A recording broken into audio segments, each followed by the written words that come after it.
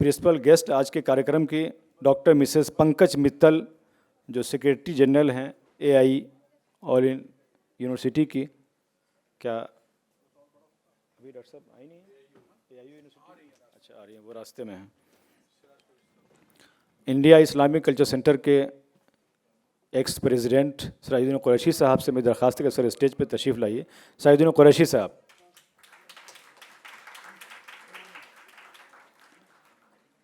Senior dental surgeon हैं professor Ashish Gupta ji, please sir आप stage पर तशरीफ़ लाएं। ज़ोरदार तालियों से आशीष गुप्ता जी का इस्तकबाल कीजिए। मौलाना आज़ाद नेशनल यूनिवर्सिटी के साबिक चांसलर डॉक्टर फ़िरोज़ बख्त अहमद साहब से दरख्वास्त है कि प्लीज़ आप तशरीफ़ लाएं। ये पहले सेशन में भी हमारे मुख्य अतिथि के तौर पे शामिल थे। ये साइबर सिक्योरिटी एक्सपर्ट, ये ऐसा मौजू है जो हर आदमी के एक तरह से इच्छुक होता है कि आखिर क्या है, ख़ास के युवाओं को, जो हमारे नौजवान हैं, वो इससे कैसे अपने आप को मतलब बचा सकते हैं। मेरी मुराद है प्रोफेसर दिव्या तंवर साहिबा से। आइए प्रोफेसर दिव्या तंवर साहिबा।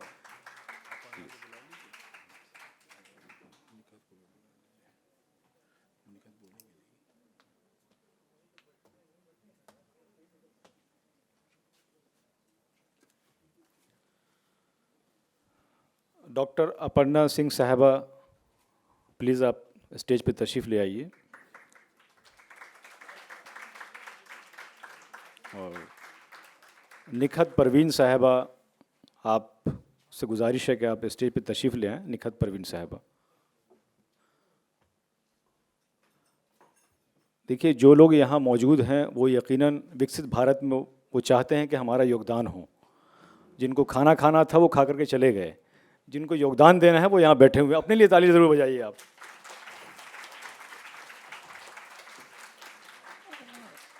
नरेंद्र मोदी अध्ययन केंद्र के चेयरमैन प्रोफेसर जसीम मोहम्मद साहब से दरख्वास्त है कि स्टेज पे तशरीफ़ रखें। जसीम तशरीफ़ रखें।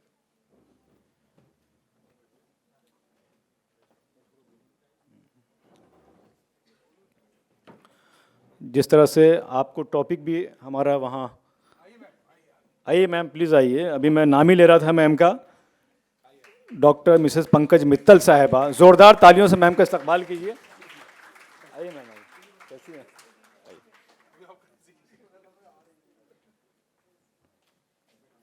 आप सेक्रेटरी जनरल हैं ऑल इंडिया यूनिवर्सिटी की, एआईयू की। अब एक बार आप फिर से ताली बजा दीजिए ताकि प्रोग्राम को हम फिर से आगे उसी तरह से, उसी जोश से आगे लेकर के जाएं।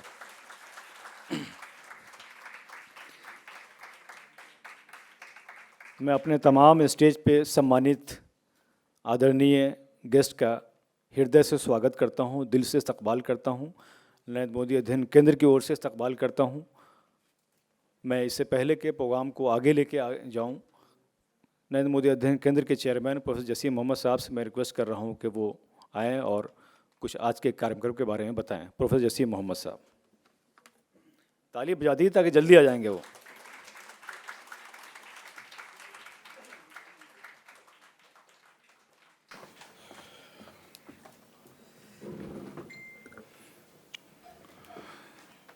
जय हिंद। मैं आज के इस अहम वैलिडिटी सेशन के तमाम मंचासीन गणमान्य व्यक्ति, जिसमें आज के कार्यक्रम के मुख्य अतिथि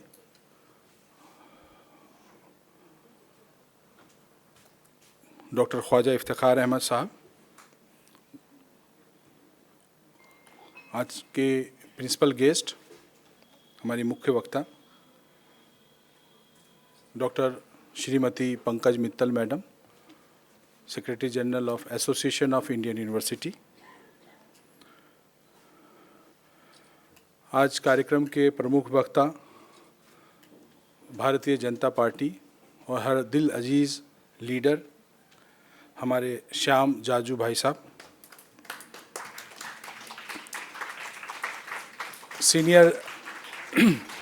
सीनियर डेंटल सर्जन और नरेंद्र मोदी जी पे आज पुस्तक के लेखक नरेंद्र मोदी सोशल रेवोल्यूशन के edited by doctor Ashish Gupta.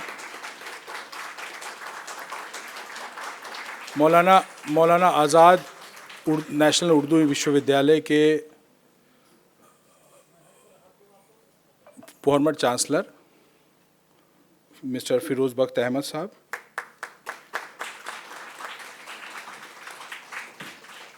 Divya foundation के and professor in cyber security professor Divya Tanwar. Kashi Hindu विश्वविद्यालय BHU से आई हमारी बहन डॉक्टर अपर्णा सिंह, जिन्होंने अभी पिछले 3 दिन का कार्यक्रम उन्होंने इस कार्यक्रम को अंजाम दिया, मोदी जी पे कार्यक्रम का। अनिल सर का मोबाइल बंद हो गया। आज कार्यक्रम भारत के ओजस्वी प्रधानमंत्री श्री नरेंद्र मोदी जी के जन्मोत्सव पे हो रहा है और इस कार्यक्रम के अलग अलग 3 सेशन थे। सुबह 10 बजे से एक कार्यक्रम था विकसित भारत पे, फिर 12 बजे से आप लोग शामिल रहे हैं इस कार्यक्रम में, और ये वैलेक्ट्री कार्यक्रम में, जिसमें आज कार्यक्रम में लद्दाख के उपराज्यपाल श्री कविंदर जी का आना तय हुआ था। उनके प्रोग्राम्स भी आ गए थे और मुझे लगता है मैं सारे जो भी प्रोग्राम होता तो मैं जितने गेस्ट हमारे होते हैं उनको मैं वो प्रोग्राम का शेड्यूल ज़रूर भेजता हूँ, लेकिन आज सुबह ही उनके ADC का मैसेज आया, कोई इम्पोर्टेंट प्रधानमंत्री जी का कोई कार्यक्रम की वजह से वो इस कार्यक्रम में आज शामिल नहीं हो पाएंगे। उन्होंने खेद जताया और कार्यक्रम की शुभकामनाएं दी। भारत इज़ अखंड, सस्टेनेबिलिटी फॉर विकसित भारत। भारत इज़ अखंड, ये राष्ट्रीय स्वयंसेवक संघ के सरसंघचालक परम पूज्य डॉक्टर मोहन राव भागवत जी के उस कार्यक्रम से हमारे दिलो जहन में, और 3 दिन का कार्यशाला अभी हुआ था विज्ञान भवन में, उससे एक चीज़ हमारे सामने एक नई परिपाठी के साथ आई है। और centre for Narendra Modi studies ने ये तय किया है कि जो राष्ट्र निर्माण विकसित भारत के लिए कार्य होगा उस पर हम एक लंबा प्रोसेस का कार्यक्रम सिर्फ नहीं करेंगे, विचार पे हम काम करते हैं, अभी तक करते आए हैं। आज इस कार्यक्रम के रूपरेखा जैसा भी रहा हो, लेकिन मुझे इस बात से कहने में कोई गुरेज नहीं है कि भारत ही नहीं विश्व में ये पहला कार्यक्रम था। मैं तवज्जो चाहूँगा डॉक्टर पंकज मित्तल मैडम का। मैम, ये आज पहला कार्यक्रम था जिसमें एक साथ 7 पुस्तकों का विमोचन आज दोपहर में हुआ।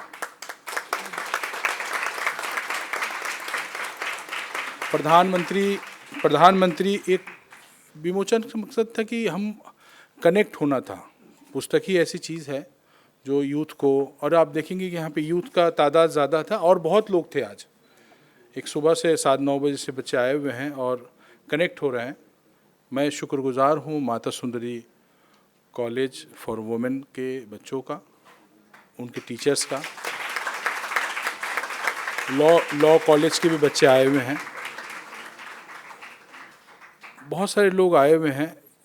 अनिल महेश्वरी जी आज सुबह ही लखनऊ से आए, साजिद साहब आए, जाहिद साहब आए, बहुत सारे लोग ऐसे हैं जो कि बहुत दूर दूर से आया आज के कार्यक्रम को, मोदी महोत्सव को बनाने के लिए। मैं सभी का तहे दिल से शुक्रगुजार हूँ जो आपने आज कार्यक्रम का आए, और ख़ास मैं मिस्टर सिराजुद्दीन कुरैशी साहब, बहुत कम समय में उन्होंने हमारी दावत को कबूल की, उसके लिए मैं सर शुक्रगुजार हूँ आपका।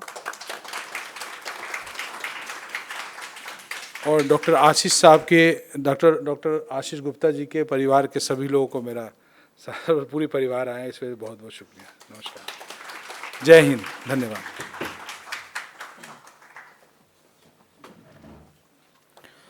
बहुत शुक्रिया प्रोफेसर जसीम मोहम्मद साहब। बिल्कुल आपने सही कहा कि मुझे कम से कम जितने मैं समझ पाता हूँ कि जितने अब तक भारत के प्रधानमंत्री रहे हैं, इनके ऊपर मतलब ये आज एक दिन में उनके जन्मदिन तो अलग है ही है, लेकिन उन पर 7 किताबों का विमोचन होना, और आप देखिए 7 अलग अलग, जब ये छात्रों के पास लाइब्रेरी में जब जाएंगे अलग अलग, अभी बड़ी बात यह है कि नरेंद्र मोदी अध्ययन केंद्र इन किताबों को मतलब बेचता नहीं है, फ्री डिस्ट्रीब्यूशन है। सर क्या मैं सही कह रहा हूँ? फ्री डिस्ट्रीब्यूशन है। तो आप इसके लिए ज़रूर इनके हौसले की तारीफ बजा के इनका स्वागत कीजिए कि किस तरह से आज के दौर में भी मतलब लोग जो हैं मतलब इतना बड़ा काम कर रहे हैं और विचारधारा को लेकर के आगे जा रहे हैं। ये यकीनन जो है, ख़ास के मैं युवाओं को देख रहा हूँ, ये युवा यहाँ बैठ करके वाकई विकसित भारत में आपका महत्वपूर्ण योगदान होगा। मैं चूँकि आप ये कहेंगे मैं बहुत ज़्यादा वक्त ले रहा हूँ, असल तो हमारे जो सम्मानित पैनलिस्ट हैं उनको सुनना है, तो मैं अब आगे उसी ओर जा रहा हूँ।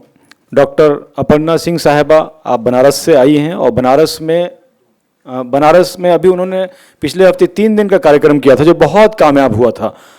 मैं आपसे मैडम दरख्वास्त कर रहा हूँ, रिक्वेस्ट कर रहा हूँ कि चूँकि हमारे पास पैनलिस्ट बहुत हैं और सबको हमें मौका देना है, तो आप अगर 1 से 1.5 मिनट में अपनी बात ख़त्म कर लें तो मुझे बड़ी खुशी होगी।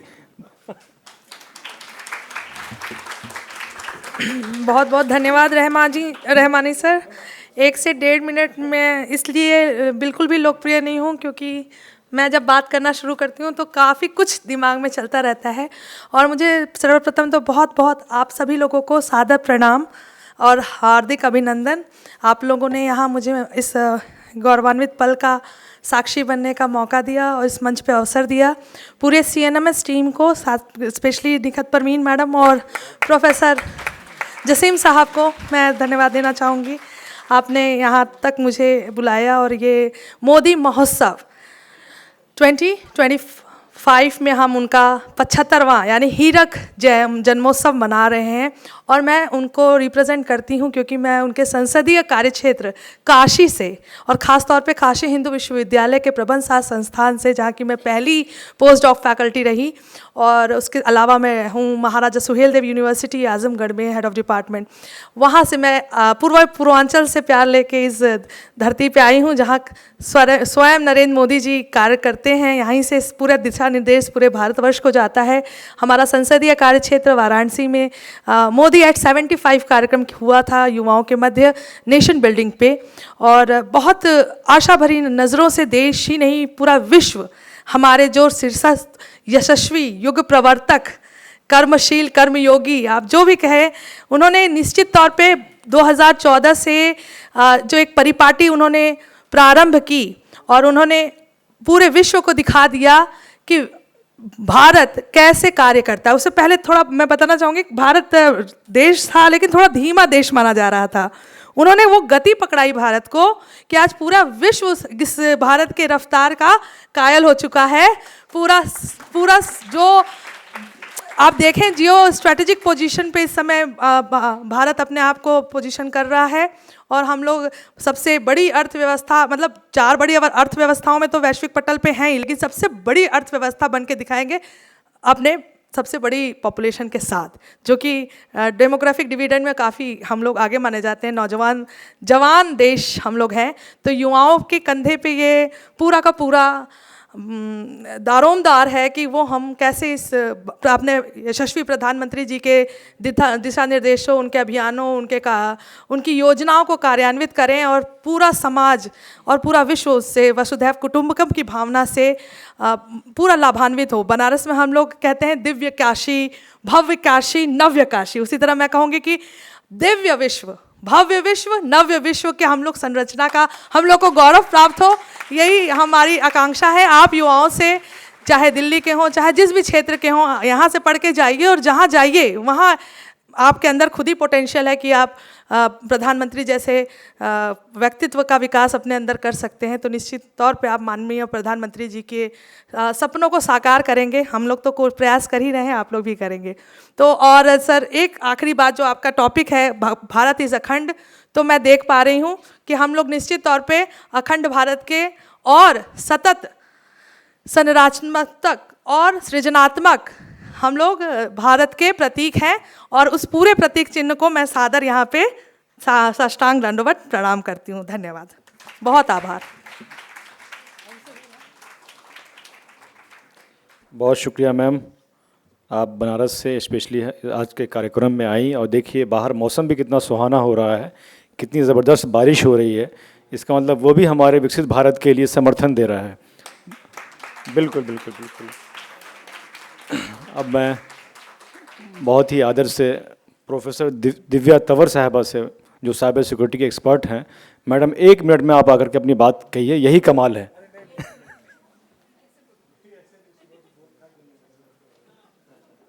मैं अपनी बात कैसे कहूँ, मैं बताऊँ। साइबर सिक्योरिटी की अगर बात हो और आप लोगों के बारे में बात ना हो तो कैसे कैसे रह सकता है।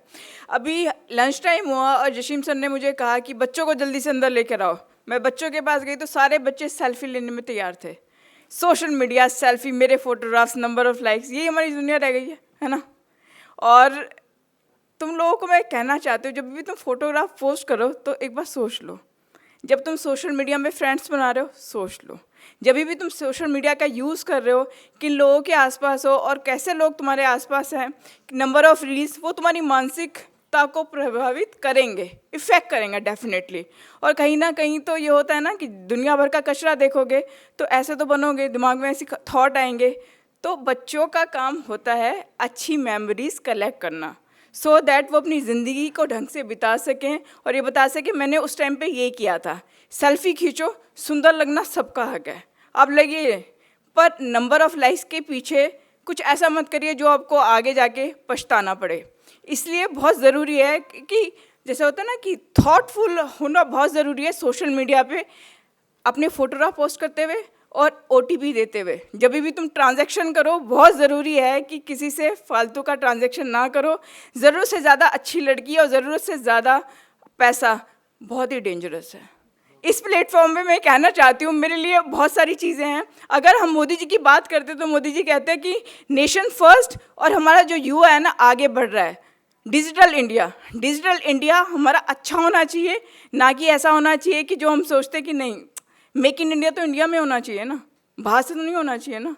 तो इसीलिए बहुत ज़रूरी है कि अपनी क्रिएटिविटी को यूज़ करिए और उसको उस चीज़ में लगाइए जो सो दैट आपके लिए आगे जाके फ़ायदा करे। नेशन फर्स्ट, इसलिए मैं हमेशा कहती हूँ कि अपने टाइम का सदुपयोग करिए, नंबर ऑफ़ रील्स को ना देखिए, अपना सोशल मीडिया टाइम को ब्रैकेट बनाइए। मुझे ये नहीं देखना, बस ये है, मुझे ये नहीं देखना। बहुत सारी रील्स तुम्हारे लिए नहीं है, टूटे दिल की रील तुम्हारे लिए नहीं है भाई। अभी तो घर बसा भी नहीं, तुम्हें क्यों देखना है वो। तो इसीलिए बहुत सारी चीज़ें तुम्हारे लिए नहीं है, बहुत सारा जो प्रोडक्ट उसमें है वो तुम्हारे लिए नहीं है। तो सोचो मुझे ऐसा बनना है, मुझे इन लोगों के लिए बनना है इस तरीके का, और वो मीडिया देखिए। बस 1 मिनट में इतना ही कह सकती हूँ। धन्यवाद यशीम सर, धन्यवाद everybody sitting on the dais and Rahmani sir, and I really want to say thanks to CNMS, क्योंकि जशीम सर बहुत इंपॉर्टेंट है, is a pillar of CNMS। तो धन्यवाद एवरीबडी, जय हिंद। बहुत शुक्रिया प्रोफेसर दिव्या तंवर साहबा, आपने सही कहा कि अगर 1 मिनट का हम यही आंकड़ा नापेंगे फिर तो पता नहीं 5 मिनट हो जाएगा। बहुत शुक्रिया, आपने अच्छी बातें कहीं, नौजवानों ने बड़ी दिलचस्पी से, युवाओं ने देखा। अभी इनमें कोई बच्ची बता रही थी कि मैं साइकोलॉजी में कुछ कर रही हूँ, तो मैंने कहा चलिए बड़ा चैलेंजिंग काम है, बच्चे आजकल ज़रूरत भी है। तो नौजवानों में एक तरह से मतलब अच्छे टॉपिक्स बच्चे कर रहे हैं। अब मैं अपने सीनियर डेंटल सर्जन हमारे हैं प्रोफेसर आशीष गुप्ता जी, उनसे दरख्वास्त कर रहा हूँ कि प्लीज़ सर आप आइए और आप अपने बहुमूल्य वक्तव्य से हम तमाम युवाओं को, हम बच्चों को प्रेरणा दें। डॉक्टर आशीष गुप्ता साहब।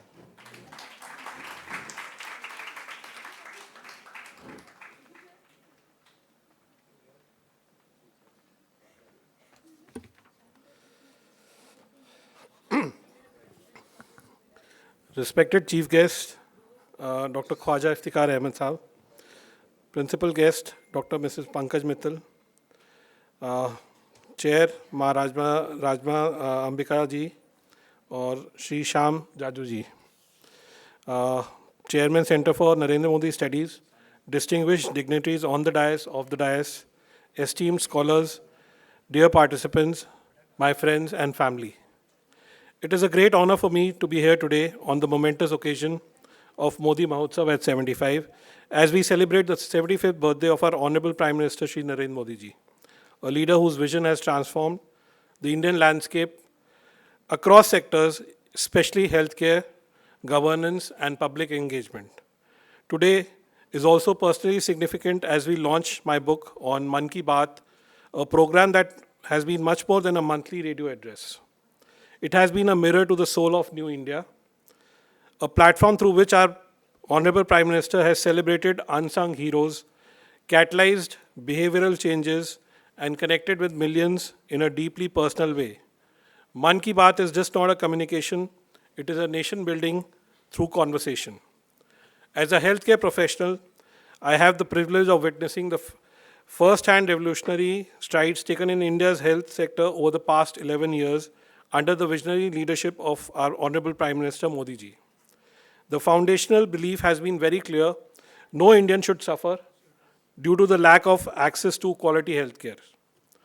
This conviction led to the birth of Ayushman Bharat, the world's largest government-funded health insurance scheme, covering over 50 crores vulnerable Indians. In 2024, the scheme was extended to every citizen of India above the age of 70 years, regardless of the income, a decision that conveyed dignity, inclusion, and compassion for our elders. Equally groundbreaking is the expansion of health and wellness centers across rural and urban India, bringing primary and preventive health care to the last mile. Access to medicines became a priority. Jan Ayushdi Kendras were strengthened, stent and implant prices were drastically reduced, and essential items like cancer care and dialysis were made affordable even for the poorest of poor citizens. Our medical education infrastructure has gone a silent revolution. Just from mere 7 AIIMS in 2014, we have 23 AIIMS today, with MBBS, BDS, and postgraduate seats more than doubling, creating a robust pipeline of future healthcare professionals. What truly excites me is how the technology has been integrated into the health ecosystem. Under the Digital Health Mission, every India is getting a unique health ID, enabling seamless access to records. The eSanjeevani telemedicine platform has facilitated over 34 crore consultations, making expert medical field available in the remotest corner of India. Drones are now delivering vaccines and medicines to the area once thought unreachable. All these efforts come together to show what is possible when there is a political will, administrative efficiency, and a heart that beats for the people. Friends, when we talk about Viksit Bharat at 2047, health would be the bedrock.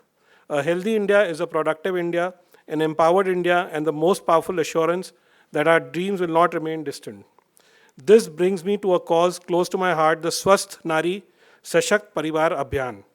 This campaign, coined by our Honorable Prime Minister Shri Narendra Modi ji, recognizes that the health of the woman shapes the health of the nation. A healthy woman ensures a healthy child, a healthy family, and by extension, a healthy society. Empowering women through regular health checkups, nutritional awareness, menstrual hygiene, and maternal care is just not a health policy, it is a nation-building strategy. The Honorable Prime Minister has repeatedly highlighted in Mann Ki Baat how women are becoming leaders in every field, from sanitation warriors to startup founders. The Swasth Nari Sashakt Parivar Abhiyan is both a tribute and a contribution to that very fact and vision, where a healthy woman is just not the beneficiary of a welfare, but an architect of transformation. Before I conclude, I extend my heartfelt thanks to the Center of the Narendra Modi Studies for organizing this important event. Thank you so much, Professor Saab, and given us a platform to reflect, celebrate, and plan. The launch of my book on Mann Ki Baat is just not an academic contribution. It is my humble offering on the 75th birthday of a Prime Minister who has redefined leadership with compassion, communication, and conviction. Let us all commit ourselves to the vision of Viksit Bharat at 2047 with Swasth Nari, Sashakt Parivar, and Jan Bhagidari as its cornerstone. Thank you. Jai Hind, Jai Bharat.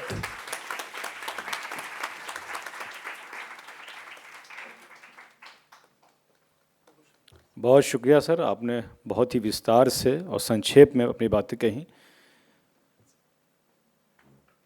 Topic जो है अखंड भारत है। अखंड भारत का जो हम सबका एक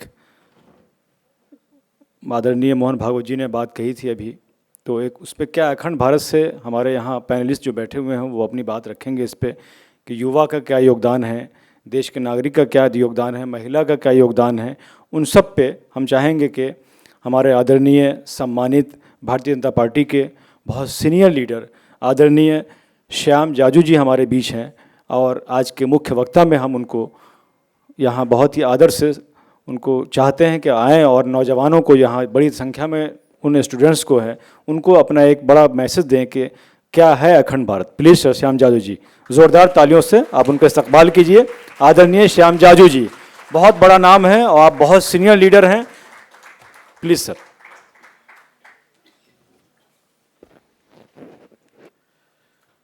मोदी अध्ययन केंद्र के माध्यम से प्रोफेसर जोशी मोहम्मद जी, इनके नेतृत्व में आज जो मोदी महोत्सव यहाँ पर हो रहा है, इतना समृद्ध मंच, यानी वक्ता को कहते समय कहने पड़ रहा है कि 1 मिनट में बोलो, 1.5 मिनट में बोलो, इतने वक्ता, उनके पास कहने का कंटेंट और इस प्रकार का ऑडियंस, अपने आप में जसीम भाई आपका आज का मिशन सक्सेस है, ये मैं आपको कह सकता हूँ।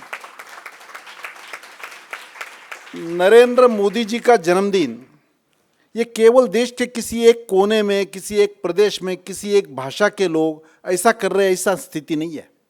वो एक पार्टी तक सीमित भी नहीं है। आज पूरे विश्व में नरेंद्र मोदी जी का जन्मदिन जिस प्रकार से मनाया जा रहा है और आज से 2 अक्टूबर तक ये सेवा पखवाड़े के रूप में केवल होर्डिंग लगाओ, बैनर्स लगाओ, एडवर्टाइजमेंट करो, ये मोदी जी की कल्पना नहीं है। उन्होंने देश को ये कहा कि इस निमित्त से जो हमारा मिशन है, जो दृष्टि लेकर हम आगे बढ़ रहे हैं, उस दिशा में एक कदम जाने के लिए मेरा बर्थडे का उपयोग करो। मैं कई बार सोचता हूँ, मोदी जी 2014 में आने के बाद 10-11 साल में जिस प्रकार का परिवर्तन उन्होंने किया, ये कैसे कर सकता है एक आदमी?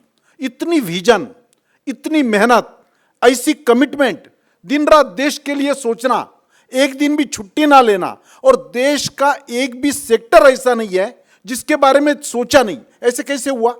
एक तो बचपन में गरीबी में जो आदमी जन्म लेता है, गरीबी से संघर्ष करके अपना करियर बनाता है, बाद में राष्ट्रीय स्वयंसेवक संघ के संपर्क में आता है, राष्ट्रीय स्वयंसेवक संघ का प्रचारक बनता है, पूरे देश के लिए खुद को समर्पित करता है।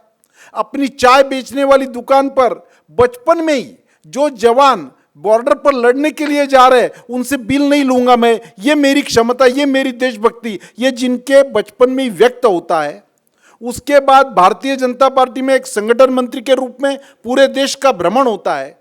पूरे देश का भ्रमण होने के बाद जब प्रशासनिक काम करने का अवसर मिलता है तो एक गुजरात मॉडल की चर्चा पूरे देश में करते हैं, और जब 2014 में देश का नेतृत्व अपने हाथ में लेते हैं तो वो क्या नहीं करते, ये उन्होंने सबको करके दिखाया है। इसलिए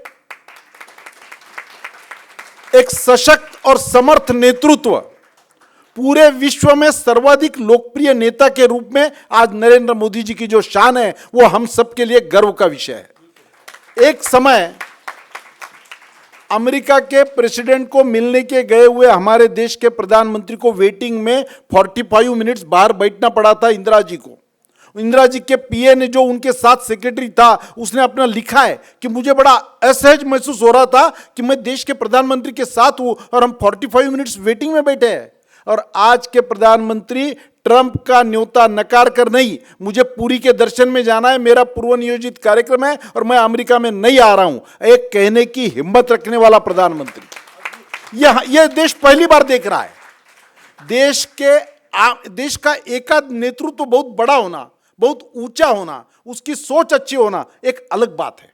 अपने साथ देश के करोड़ों लोगों को कनेक्ट कर कर उनको भी इस विचारधारा में, इस मुख्य प्रवाह में लाना और सबका इन्वॉल्वमेंट लेकर, केवल सरकार ने प्रोग्राम बनाए, पंचवार्षिक योजना सब सरकारें बनाती, आज तक बनाती आई है। आफ्टर इंडिपेंडेंस हमने देखा है देश का क्या हुआ, नारे रह गए, चुनाव के वादे रह गए और देश आगे नहीं बढ़ रहा था। सामान्य से सामान्य आदमी की चिंता कर कर उसको कैसे हम बढ़ा सकते हैं। कोई तो भी एक आध क्लास श्रीमंत हो गया बहुत, तो देश का विकास नहीं होता है। देश का आम आदमी का जीडीपी जब तक नहीं बढ़ेगा, देश का इंफ्रास्ट्रक्चर नहीं बढ़ेगा, देश का सामान्य आदमी की हेल्थ नहीं बढ़ेगी, देश के सभी वर्गों के लिए न्याय नहीं मिलेगा और सबको ये अपनापन नहीं लगेगा, तब तक देश आगे नहीं बढ़ सकता। ये मोदी जी की कल्पना है। इसलिए उन्होंने अपने हर कार्यक्रम में लोगों को इन्वॉल्वमेंट किया है। आज मैं देख रहा हूं यहाँ ऑडियंस में छात्राएं बहुत बड़े पैमाने पे, महिलाओं की संख्या ज्यादा है।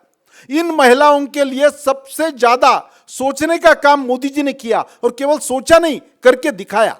जो जो सरकारी योजनाएं लोगों को देनी है, उसमें प्रायोरिटी किनको दी? भाई, महिला के नाम से अगर प्रॉपर्टी खरीदी तो उसको टैक्स कम लगेगा। सरकार का जो डायरेक्ट बेनिफिट टैक्स जो जाना है, डायरेक्ट बेनिफिट जो फायदा मिलना है, अगर महिला के नाम पे वो डायरेक्ट उनके अकाउंट में जाएगा। उनको भरोसा है कि ये महिला तक अगर पहुंचेगा तो वो उस घर के काम आएगा। महिलाओं के लिए कितनी फैसिलिटीज दी। एक भी क्षेत्र ऐसा नहीं रहना चाहिए कि जहां महिलाओं को समान अधिकार नहीं मिला। केवल बोलने के लिए नहीं रखा कि महिलाओं को समान अधिकार देंगे, वो करके दिखाया। और देश का नेतृत्व करने वाले सभी हाउसेस में महिलाओं को आरक्षण देने का निर्णय भी उनके ही कार्यकाल में हुआ। तो अखंड भारत की जो हमारी कल्पना है, देश को आगे बढ़ाना है, तो जब तक सब लोगों का इन्वॉल्वमेंट, सब समाज को लिए साथ में आगे है बढ़ते जाना, ये जिनका सपना है, ऐसे मोदी जी ने देश का, देहाती हो, शहर का आदमी हो, गांव का हो, किसान हो, मजदूर हो, सबके लिए योजना बनाना, उसके लिए फंड्स की व्यवस्था करना और उसको आगे बढ़ाना। नहीं तो आज तक मुझे बताओ, 80 करोड़ लोगों को एक टाइम जो 5 केजी अनाज फ्री दिया जा रहा है, आज तक कभी हमने देखा था? आयुष्मान योजना के माध्यम से एक भी आदमी बीमारी के कारण मरना नहीं चाहिए, उसका इलाज की व्यवस्था होनी चाहिए। यह सरकार का दायित्व है, यह मानने वाले पहले प्रधानमंत्री। और देश विदेश में जाकर जिस प्रकार का भारतीयों का गौरव बढ़ा है, भारत का आत्मा जगाने का काम मोदी जी ने किया। कुंभ तो इसके पहले भी होते रहे।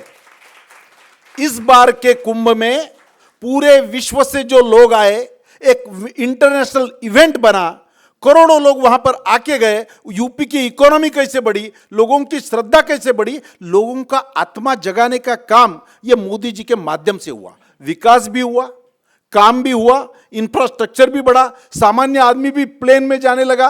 तो ये सब बातें ये मोदी जी के कार्यकाल में हुई है। देश के रोड का इंफ्रास्ट्रक्चर कैसे बढ़ा, इंडस्ट्री कैसे बढ़ी, तीर्थाटन कैसे बढ़ा, सामान्य आदमी के कितने लोगों को गरीबी रेखा के बाहर लाने का काम किया।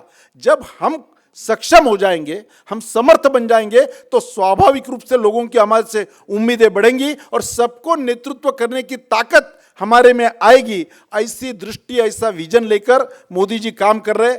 ऐसे मोदी जी के जन्मदिन पर नरेंद्र मोदी अध्ययन केंद्र ने बहुत अच्छा कार्यक्रम का यहाँ पर आयोजन किया है। 7 किताबों का विमोचन किया है लोगों तक। और मैंने देखा है, जसीम भाई जो बात मन में लेते हैं वो करके रखते हैं, ऐसा आज तक का मैंने उनका देखा है। तो मुझे ऐसा लगता है मोदी जी का सही संदेश लोगों तक पहुंचाना, इस निमित्त से लोगों में चर्चाएं करना, प्रचार करना, प्रसार करना, प्रमोट करना, आगे बढ़ाना, ये सब काम इस अध्ययन केंद्र के माध्यम से हो रहे हैं। एक अच्छे कार्यक्रम में मुझे आपने बुलाया और यहाँ बोलने का मौका दिया, आपको बहुत बहुत धन्यवाद। नमस्कार।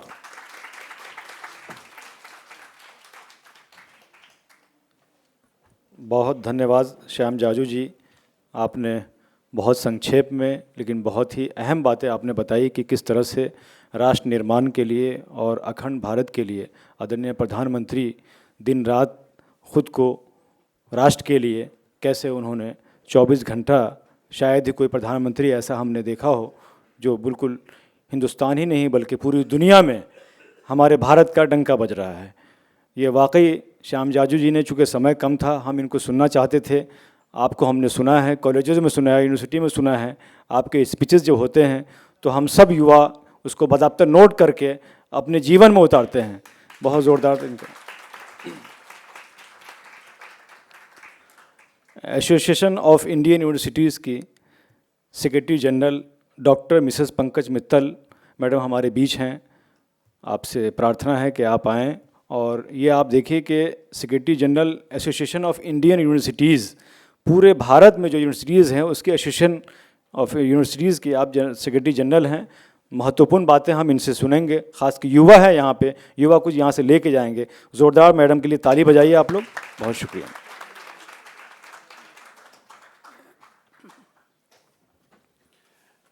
मंच पे विराजमान आज के chief guest doctor Khwaja Iftikhar Ahmad ji, अभी अभी जिनको आपने सुना डॉक्टर श्याम जाजू जी, जसीम मोहम्मद जी, जिसने इन्होंने ये मतलब मैं इनका दूसरा तीसरा प्रोग्राम अटेंड कर रही हूँ और हर प्रोग्राम ये बहुत ही ख़ास अंदाज में करते हैं और बहुत ही अच्छे तरीके से करते हैं। एंड आपको मुझे यहाँ पे बुलाने के लिए भी धन्यवाद। बाकी जो विशिष्ट अतिथि बैठे हैं स्टेज पे, स्पेशली सामने जो बच्चियाँ बैठी हैं माता सुंदरी कॉलेज की और बाकी विशिष्ट विद्वान लोग जो यहाँ पे बैठे हैं, माता सुंदरी से हमें कुछ विशेष लगाव है क्योंकि हमारी AIU का जो ऑफिस है बिल्कुल पास है मतलब बिल्कुल पैदल का रास्ता है। तो आपकी प्रिंसिपल भी हमारी अच्छी दोस्त है, अभी मुझे दिखाई नहीं दे रही है प्रिंसिपल आपकी, हो सकता है चली गई हो, पर इसलिए लड़कियों से तो हमें बेहद लगाव है ही, पर माता सुंदरी से कुछ खास है। तो थैंक यू। सबसे पहले मैं शुभकामनाएं देना चाहूँगी अपने माननीय प्रधानमंत्री जी को। आज उनका 75वां जन्मदिन है और 75वां, he is not 75 years old, he is 75 years young, and you can see कि how young he is at 75 years. जिस तरह से वो काम करते हैं, जितनी निष्ठा के साथ, जितनी मेहनत के साथ, सिर्फ 4 घंटे सोते हैं। हम लोग को तो 4 घंटे में लगता है नींद ही पूरी नहीं हुई है, पर सिर्फ 4 घंटे सोते हैं और पूरी मेहनत से कोई छुट्टी नहीं लेते। 13 साल चीफ मिनिस्टर रहे, 11 साल से प्राइम मिनिस्टर हैं और वही तेज, रादर वो तेज बढ़ता जा रहा है उनके चेहरे पे। तो ऐसे यशस्वी प्रधानमंत्री जी को हमारी बहुत बहुत शुभकामनाएं एंड थैंक्स टू जसीम जी कि उन्होंने ये मौका दिया कि आज हम उनके मोदी महोत्सव में हिस्सा ले पा रहे हैं। जब हम अखंड भारत की बात करते हैं तो 2-3 चीज़ें जो मुझे स्पेशली स्टूडेंट से करनी है। पहली बात तो ये है कि जब हम अखंड भारत की बात करते हैं तो भारत की बात करते हैं, इंडिया की बात नहीं करते, भारत की बात करते हैं। तो मुझे ये समझ में नहीं आता कि हम भारत को भारत ही क्यों नहीं रहने देते, इंडिया क्यों बोलते हैं, इतने सारे नामों से क्यों जानते हैं। ज़्यादातर देश एक ही नाम से जाने जाते हैं, पर हमारे देश में इंग्लिश में इंडिया, भारत हिंदी में। तो हमें, मुझे लगता है भारत नेम, चाहे वो इंग्लिश में बोलें चाहे हिंदी में, और अब शुरू भी हो गया, आपने देखा होगा जब प्रेसिडेंट बैठी होती है तो इंग्लिश में भी लिखा होता है, तो लिखा होता है प्रेसिडेंट ऑफ भारत। तो एक तो हमें ये आज कहो कि शपथ लेनी चाहिए कि हम इंडिया नहीं बोलेंगे, भारत बोलेंगे। और हमने ये मुहिम, मैं एक और संस्था से जुड़ी हूँ जिसका नाम है शिक्षा संस्कृति उत्थान न्यास, उसमें हमने ये मुहिम की कि भारत का नाम भारत ही रहने दो। हमने एक सिग्नेचर कैंपेन किया, करीब 3 लाख सिग्नेचर्स हमने ऑलरेडी इकट्ठे कर लिए हैं और हम प्रेसिडेंट मैडम को वो देने जाएंगे कि भारत का नाम भारत ही रखो, चाहे कॉन्स्टिट्यूशन में बदलना पड़े, कैसा भी करो, पर भारत का नाम भारत ही रहने दो। और बहुत सारी यूनिवर्सिटीज़ ने भी अपने अपने एग्जीक्यूटिव काउंसिल में ये डिसीजन लिया है कि हम अपनी सारी जितनी भी कॉरस्पॉन्डेंस होगी यूनिवर्सिटी की, जितने भी सर्कुलर्स होंगे, जितनी भी नोटिफिकेशंस होंगी, उसमें भारत का नाम भारत ही रहने देंगे, उसको इंडिया नहीं बोलेंगे। पहला तो ये। दूसरा, जनसंपर्क की भाषा, किसमें हम एक दूसरे से बात करते हैं। अभी मुझे खुशी है कि जब 2014 के बाद से सब लोगों ने हिंदी में बात करना शुरू किया। उससे पहले तो ये होता था कि अगर हिंदी में बात कर रहे हो तो शायद तुम इलिटरेट हो, तुम्हें इंग्लिश आती नहीं है। तो बहुत सारी जगह तो हम पहले इंग्लिश में बात करके बताते थे भाई इंग्लिश आती है, but Hindi is my preferred language. और एक मैंने 2 लाइनें पढ़ी थी पीतम सिंह पीतम की। इट सेज़, बच्चों के लिए काफ़ी इम्पॉर्टेंट है, तुम स्वतंत्र कहते हो खुद को, बोलो किस परिभाषा में। तुम स्वतंत्र कहते हो खुद को, बोलो किस परिभाषा में, हस्ताक्षर भी करते हो एक विदेशी भाषा में। तो जब मैंने ये लाइनें पढ़ी तो मुझे लगा कि ज़्यादातर लोग, आई थिंक 99% लोग जो यहाँ बैठे हैं वो इंग्लिश में ही साइन करते होंगे। तो हमारे पास अपनी भाषा, हम अपने सिग्नेचर्स तक अपनी भाषा में नहीं कर पाते। मतलब इस तरह की हमारी अपब्रिंगिंग है कि English is a superior language, तो इसलिए हमें इंग्लिश में ही साइन करना चाहिए। तो हम सारे लोग इंग्लिश में ही साइन करते हैं। तो आप में से कितने लोग हिंदी में सिग्नेचर की तरफ शिफ्ट कर सकते हैं, वो भी बहुत इम्पॉर्टेंट है कि कैसे हम अपनी भाषा को, मतलब बहुत बार ये कहा जाता है कि भारत एक मल्टीलिंगुअल देश है, बहुत सारी भाषाएं हैं, हिंदी ही क्यों, पर पूरे देश को जोड़ने के लिए भी एक भाषा चाहिए। ठीक है, हमें सबकी जो अलग अलग प्रांतों की, स्टेट की लैंग्वेजेस हैं, हमें उसमें गर्व है कि हम इन मल्टीलिंगुअल देश हैं, पर इस समय जनसंपर्क की, मतलब एक जो कॉमन लैंग्वेज जो ज़्यादातर लोग बोलते हैं पूरे, और हिंदी तो करीब कितने 43 करोड़ लोग बोलते हैं हिंदी। तो जो पूरे भारत में जनसंपर्क की भाषा इस समय लाइक अगर नॉर्थ साउथ भी देखें तो वो भाषा बनी हुई है इंग्लिश। हम लोग इंग्लिश में कॉन्वर्सेशन करते हैं। तो एक इतने बड़े देश में जिसके मतलब कि 1/6 of the world's population India में है, तो जनसंपर्क की भाषा पे इंग्लिश रखेंगे कि अब कोई भारतीय भाषा रखेंगे? तो मुझे लगता है अगर हम भारतीय भाषा हिंदी रखें जनसंपर्क की भाषा तो वो अच्छा रहेगा। तीसरा, अभी देखा आपने कितने हमारे ऊपर टैरिफ्स लगे, 50% टैरिफ, सब लोग डर गए। हमारे बहुत सारे मैन्युफैक्चरर्स, एक्सपोर्टर्स, सबको चिंता हो रही है कि उनका क्या होगा, इतने सारे लोग बेरोजगार हो गए। तो वो टैरिफ की चिंता में इसलिए करनी पड़ रही है क्योंकि हम स्वदेशी पे उतना, हमें ये लग रहा है कि उधर से जो सामान आएगा उस पर कितना टैरिफ, हम जो भेजेंगे उस पर कितना टैरिफ। तो अगर हम स्वदेशी, जो महात्मा गांधी जी ने एक कल्पना की थी कि हम स्वदेशी की बात करें, सेल्फ रिलायंट भारत की बात करें कि भारत एक सेल्फ रिलायंट है। इसका मतलब ये नहीं कि आप अपने आप में अलग थलग हो जाएंगे, हम किसी और से बात नहीं करेंगे, पर हम अपने आप में सक्षम हों, हम सेल्फ रिलायंस की बात करें, हम इकोनॉमिक पैट्रियोटिज़म की बात करें कि हम कोशिश करें कि विदेशी चीज़ों से ज़्यादा देशी चीज़ों का इस्तेमाल करें। कैसे हम जो इंडिया में प्रोड्यूस्ड है, भारत में प्रोड्यूस्ड हैं, उनको यूज़ करें, ना कि जो कि विदेशी वस्तुएं हैं।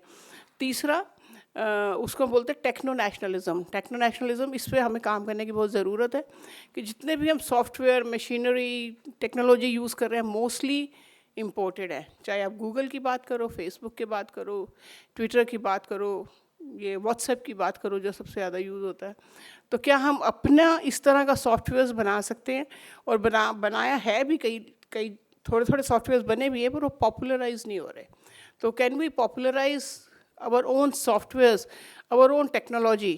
तो techno nationalism, that is also very very important. And lastly, क्योंकि यहाँ पे बहुत सारी बच्चियाँ बैठी हैं, तो इसलिए मुझे मन में आ रहा है कि जब हम विकसित भारत की बात करते हैं, अखंड भारत की बात करते हैं, तो विकसित भारत बिना महिलाओं के तो हो ही नहीं सकता। राधर ये जो आधी आबादी भारत की महिलाओं की है, उनका कंट्रीब्यूशन आधे से ज़्यादा है विकसित भारत को बनाने में। पर हो क्या रहा है कि हम महिलाएं, हम खुद को ही थोड़ा सा कमतर आंकती हैं। फॉर एग्जांपल, हम ये कहें कि आज कितने साल हो गए हमारे इंडिपेंडेंस को, अभी तक हमारे पास कोई women chief justice of India नहीं बनी। पूरे सुप्रीम कोर्ट में कितना 34 जजेस हैं, उसमें से अभी थोड़े दिन पहले तक 3-4 विमेन जजेस थी, उसमें से भी कुछ रिटायर हो गया। मुझे लग रहा है 1 या 2 ही विमेन जजेस हैं अभी। Parliamentarians 14%, vice chancellors 10%, principals around 9%। तो ऐसा क्यों है कि जो और किसी भी कॉन्वोकेशन में जाओ तो जो ज़्यादातर प्राइज़ विनर्स हैं या गोल्ड मेडलिस्ट हैं, कौन होती हैं? विमेन। हमेशा गर्ल्स। हमको बड़ी बड़ी कॉन्वोकेशंस में कहना पड़ता है लड़कों को कि भी तुम भी थोड़े बहुत पोजीशंस लाओ, सारी लड़कियां ही ले रही हैं। पर वो लड़कियां सारी गोल्ड मेडलिस्ट जाती कहाँ हैं? जब वाइस चांसलर बनने की बात आती है, जब कुछ हाई पोजीशंस पाने की बात आती है, तो सबसे बड़ा इशू है स्टीरियोटाइपिंग। कि हम लोग, मतलब अगर हम आप आंखें बंद करो और किसी इंजीनियर के बारे में या किसी डॉक्टर के बारे में या किसी पायलट के बारे में सोचो, तो क्या चेहरा सामने आता है? मेल के फीमेल? मेल। और कोई रिसेप्शनिस्ट के बारे में सोचो, कोई टेलीफोन ऑपरेटर के बारे में सोचो, क्या चेहरा सामने आता है? क्यों? कि women are meant for smaller jobs and men are meant for bigger jobs. मतलब हमारे यहाँ पे, हमारे देश की बात नहीं कर रही, जब मैं वाइस चांसलर थी एक विमेन यूनिवर्सिटी की हरियाणा में, हमारे एक यूएस विमेन वाइस चांसलर्स का एक डेलीगेशन आया। उन्होंने कहा यूएसए जैसे डेवलप्ड देश में विमेन वाइस चांसलर्स की सैलरी मेन वाइस चांसलर से कम है। I was almost shocked. मैंने कहा ऐसे कैसे हो सकता है? हमारे देश, जिसको तुम डेवलपिंग देश कहते हो, उसमें भी सेम सैलरी है। मतलब I was a women vice chancellor और जो मेन वाइस चांसलर थे सबकी सेम सैलरी थी। तब उन्होंने बताया कि यूएसए में salary is not fixed, it is negotiated over the table and women tend to negotiate lower. वो मानती नहीं है कि हम इतनी सैलरी के लायक हैं। उनको लगता है कि हम शायद कम सैलरी के ही लायक हैं। Men are meant for higher salaries, we are meant for lower salaries. So the attitude of women towards herself, I'm not talking of the attitude of society towards women, attitude of women towards herself, that has to change. और इसके एक और किस्सा बता के अपनी बात को ख़त्म करती हूँ, क्योंकि जसीम साहब मेरी तरफ देख रहे हैं। आज ठीक।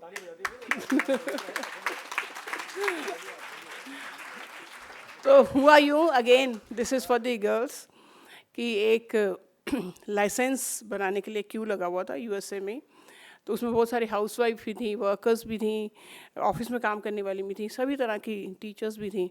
तो पहले वाली वुमेन आई, उससे पूछा कि व्हाट इज़ योर ऑक्यूपेशन, तो उस वुमेन ने कहा आई एम ए हाउसवाइफ। तो उस लाइसेंस बनाने वाले ने कोई इंटरेस्ट नहीं लिया, उसने कहा अच्छा ठीक है, लिया एप्लीकेशन और रख दिया।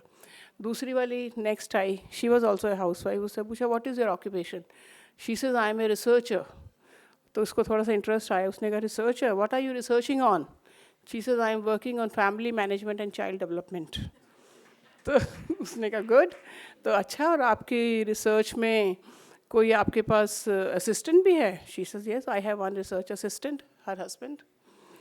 So she says, and do you have any projects? Do you have any projects? She says, yes, I have 2 research projects. She had 2 children. So I have 2 research projects with me and I am working on them. And this is, ma'am, very fascinating. Is your research part-time or full-time? She says, my research is overtime. So when she heard this, same काम कर रही है, but the way you perceive your work, the way you perceive yourself, that is very important. तो सिर्फ यही मैं कहना चाह रही हूँ कि सभी स्पेशली महिलाओं से अपने आप को कम मत आंको। You are really big, you can really deliver, and आपके बिना भारत विकसित भारत बन ही नहीं सकता। तो अपने आप को पहचानो, और जब आप अपने आप को पहचानोगे तो मुझे लगता है कि भारत को विश्व गुरु बनने से कोई नहीं रोक पाएगा। तो this is very very important, specially for the women here. No stereotyping, no attitudinal problems, no glass ceiling. Glass ceiling तो किसी और के लिए है, मेरे लिए नहीं है। मैं तो ग्लास सीलिंग को तोड़ के ऊपर जाऊंगी। Thank you very much, thank you.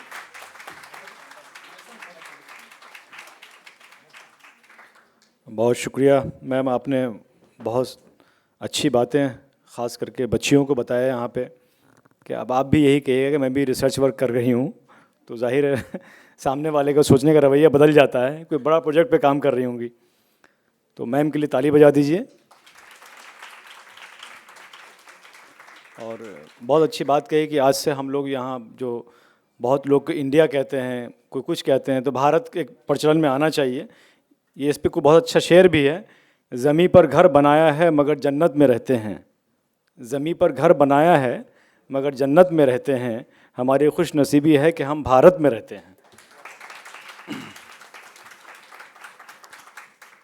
Maulana Azad national university के पूर्व चांसलर फ़िरोज़ बख्त अहमद साहब हमारे बीच में हैं।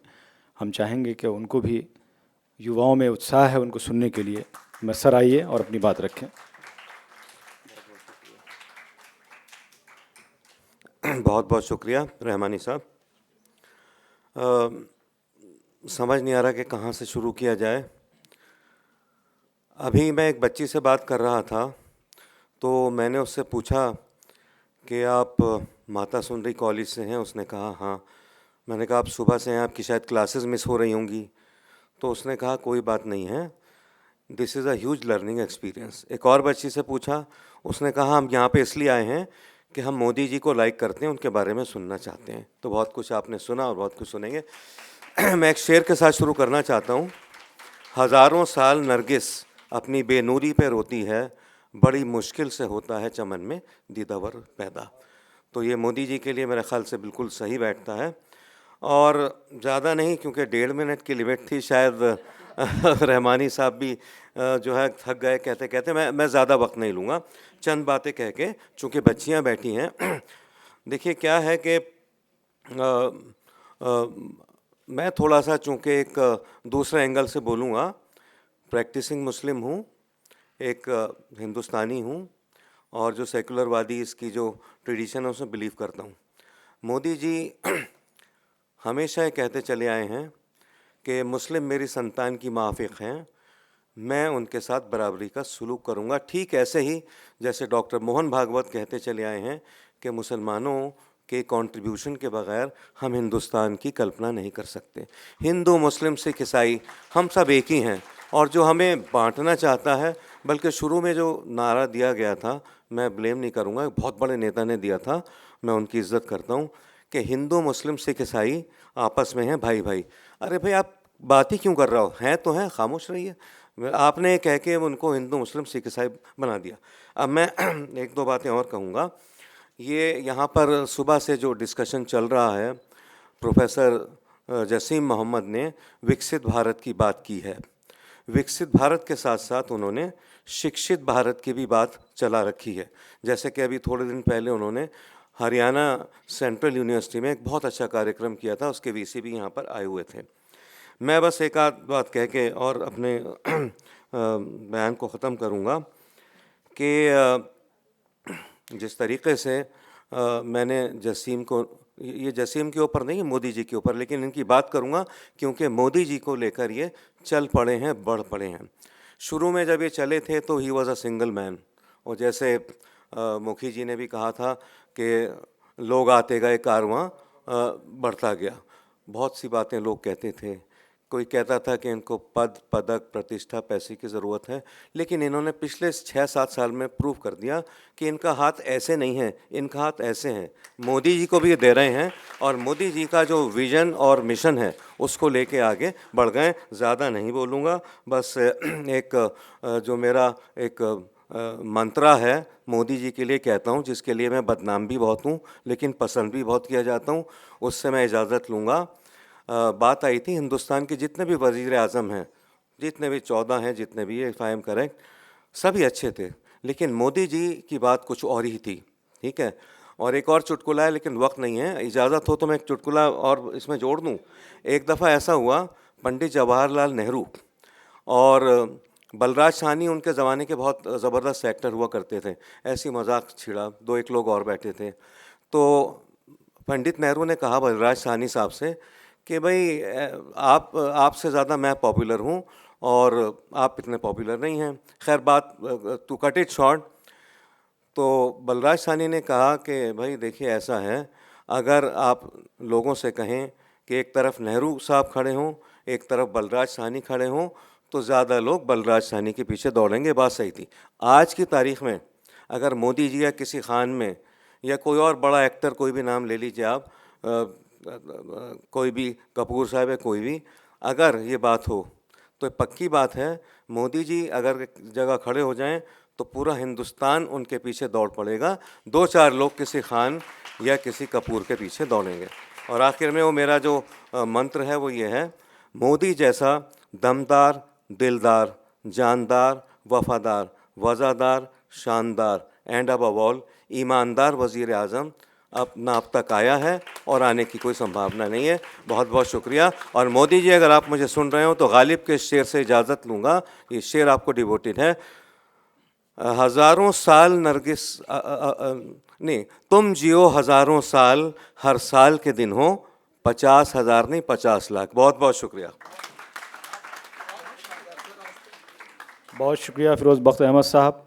अब चूँकि बॉस हमारे, जिनका हम सब बेसब्री से इंतज़ार कर रहे हैं, आज के चीफ़ गेस्ट जो हमारे डॉक्टर ख्वाजा इफ्तिखार अहमद साहब, आप प्रेसिडेंट हैं बैनुल मज़ाहब हम आहंगी फाउंडेशन इंडिया का, मैंने पहले भी जिक्र किया था। उसके बाद अध्यक्षता जो हमारी आज के कार्यक्रम की कर रहे हैं इंडिया इस्लामिक कल्चर सेंटर के एक्स प्रेसिडेंट सराजुद्दीन कुरैशी साहब। उससे पहले मैं अपने आज के chief guest doctor Khwaja Iftikhar Ahmed साहब से दरख्वास्त कर रहा हूँ कि सर आएँ और हम सबको फिर से एक नए विकसित भारत की ओर ले चलें। डॉक्टर ख्वाजा इफ्तिखार साहब।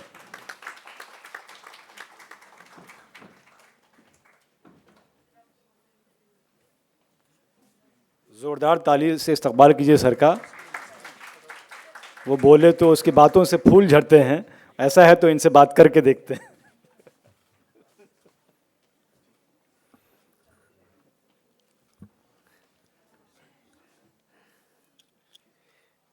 आज की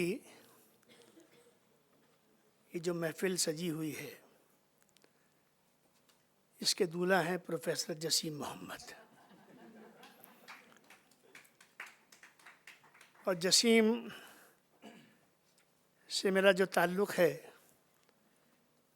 जैसे बाप का बेटे से होता है। मोदी अध्ययन केंद्र का रचयिता और रचनाकार जसीम मोहम्मद ये भारत है। मैं समझता हूँ कि मेरे इस जुमले ने की गहराई तक आप बच्चे भी और बड़े भी पहुँच गए होंगे।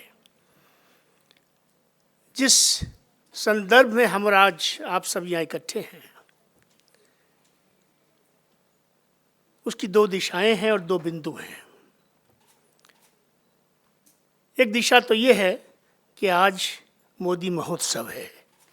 17 दिसंबर 2025, जिस दिन हमारे देश के प्रधानमंत्री, हमारे देश का नेतृत्व, हमारे देश का गौरव और हमारे देश को और देशवासियों को देने वाला वो विश्वास और वो भरोसा जो हिंदुस्तान के हर नौजवान के दिल में, दिमाग में, बाजू में और सोच में जो ऊर्जा भर रहा है, मैं उसको सलाम करना चाहता हूँ।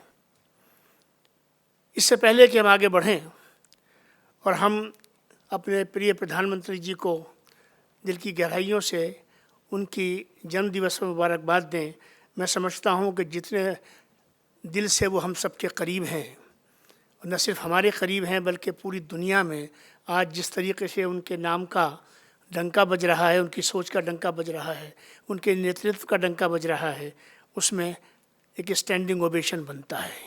मैं आप सबसे गुजारिश करता हूँ कि आप प्लीज़ स्टैंडिंग ओवेशन के लिए खड़े हों और ताली बजाकर प्रधानमंत्री नरेंद्र मोदी जी की लंबी आयु के लिए, उनके नेतृत्व के लिए, उनके सुशासन के लिए और भारत को महानतम भारत बनाने के लिए जो उनका योगदान है, हम सब मिलकर उसको प्रणाम करते हैं, उसको सलाम करते हैं। प्लीज़ बैठिए।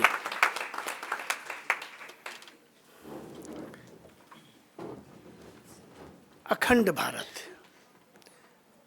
अखंड भारत की चर्चा आज के विषय में सम्माननीय सरसंघचालक राष्ट्रीय स्वयंसेवक संघ डॉक्टर मोहन राव भागवत जी के संदर्भ में हो रहा है, लेकिन चूँकि साथ में विकसित भारत भी है और विकसित भारत की बात हम जब बात करते हैं तो प्रधानमंत्री मोदी जी के बिना हम बात कर नहीं सकते हैं। देखिए, यूँ तो कई घंटे बोला जा सकता है, मगर 10 मिनट में अपनी बात को समाप्त करना होगा और उस 10 मिनट की इजाज़त आप सबसे लेता हूँ मैं। और